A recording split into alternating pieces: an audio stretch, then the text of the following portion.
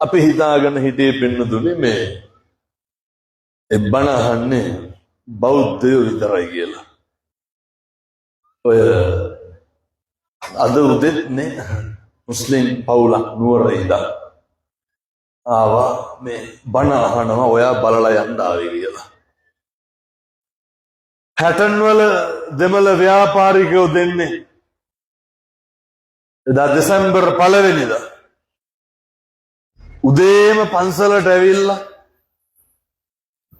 මේ කියනවා මේ අර මම කොහේ හරි ඔය කියපු බණක් කෑල්ලක් මට පෙන්න හැටන් වලට එන්නලු මේකම කියන්නලු. හැබැයි මේ විදිහටම කියන්නලු. මම ඇහුවා ඇයි?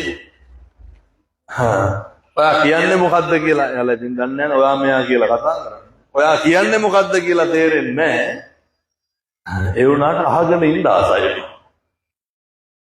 මේ මොකක්ද මේ මුළු ලෝකෙටම පේන්නේ?